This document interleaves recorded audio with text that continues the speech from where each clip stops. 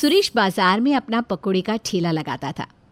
सुरेश काफ़ी सालों से पकौड़े बेचने का काम कर रहा था, जिस वजह से उसके कुछ ग्राहक बन चुके थे जो हमेशा शाम को उसके ठेले पर आकर गर्मा गर्म उसके हाथों के ताज़े ताज़े पकौड़े खाया करते थे।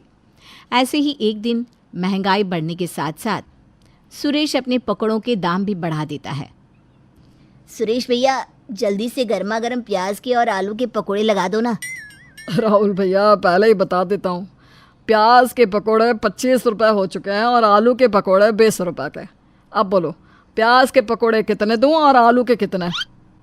अरे वही सुरेश, ये क्या, तुमने तो एकदम से ही पकोड़ों के दाम बढ़ा दिए।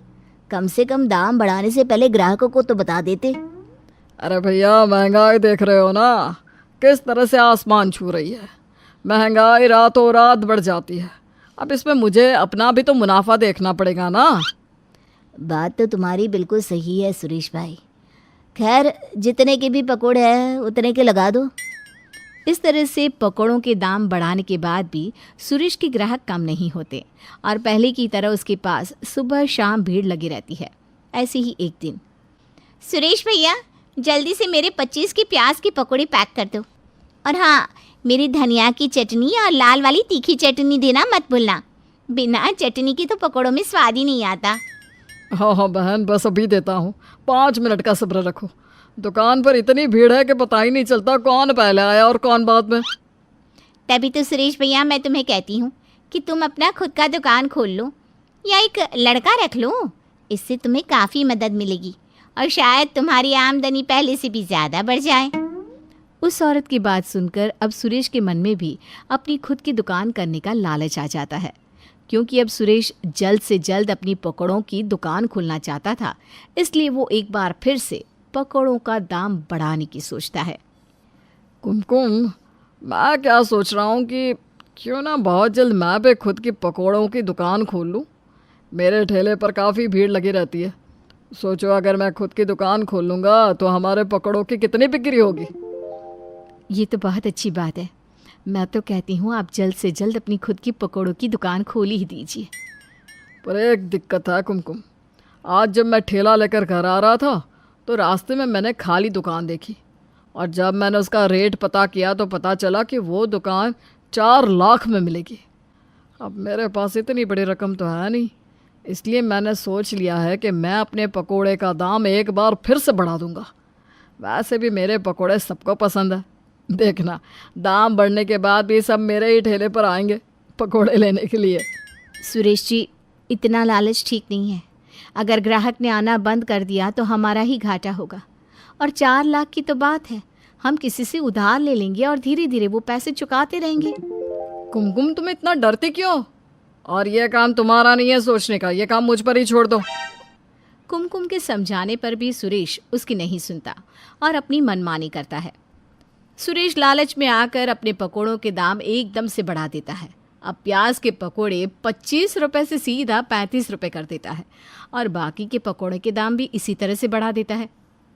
सुरेश भैया, अभी कुछ समय पहले ही तो तुमने पकोड़ों के दाम बढ़ाए थे। अभी 10 दिन भी नहीं हुए कि फिर से दाम बढ़ा दिए, और इस बार इतना ज़्यादा। भैया, मैं तो अभी भी सस्ते में ही पकोड़े बेच रहा हूँ।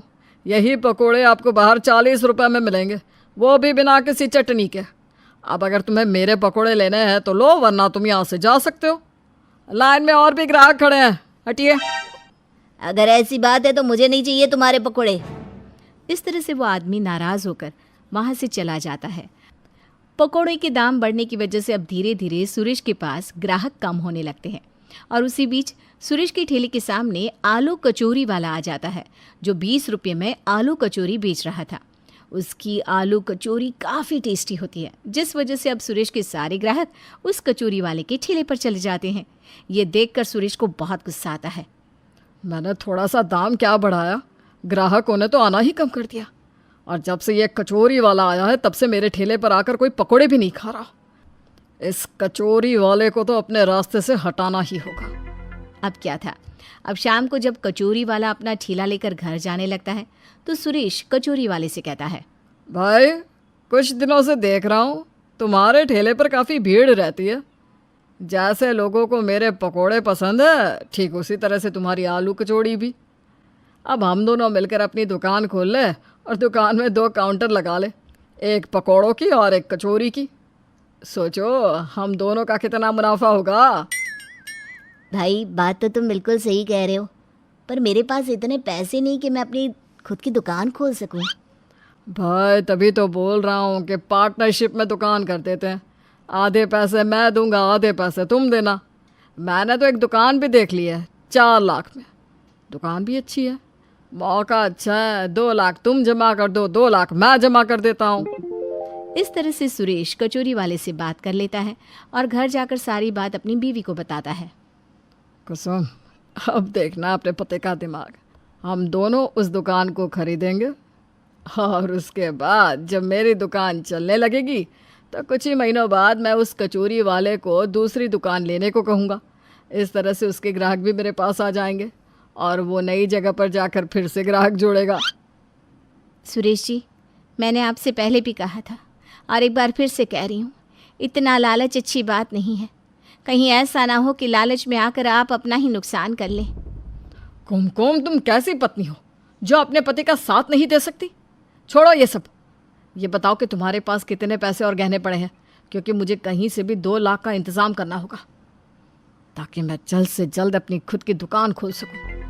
कुमकुम अपने पति को समझाने की पूरी कोशिश करती है, लेकिन वो नहीं मानता और वो अपने सारे गहने गिरवी रख देती है। जैसे तैसे करके सुरेश 2 लाख जमा कर लेता है। उधर दूसरी ओर कचौरी वाला भी 2 लाख जमा कर लेता है। इस तरह से कचौरी वाले के साथ मिलकर सुरेश अपनी दुकान खोल लेता है। पर सुरेश कम पढ़ा लिखा था, जिस वजह से शुरुआती दिनों में दुकान की सारी जिम्मेदारी कचौरी वाला अपने कंधे पर ले लेता है और सुरेश से कहता है, सुरेश भाई, मैं क्या कह रहा था कि जब तक इधर कागजात के काम मैं संभाल रहा हूँ तो क्यों ना तब तक तुम अपने पकोड़े बेच लो। अगर इसी तरह से हम दोनों एक ही काम में लगे रहे तो हम दोनों का ही नुकसान होगा ना। अब सुरेश कचौरी वाले की बात में आ जाता है, जिसके बाद सुरेश खुद अपनी दुकान पर जाता है, जहां वो देखता है कि कचौरी वाला अकेले ही दुकान पर राज कर रहा है और अपनी कचौरियां बेच रहा है।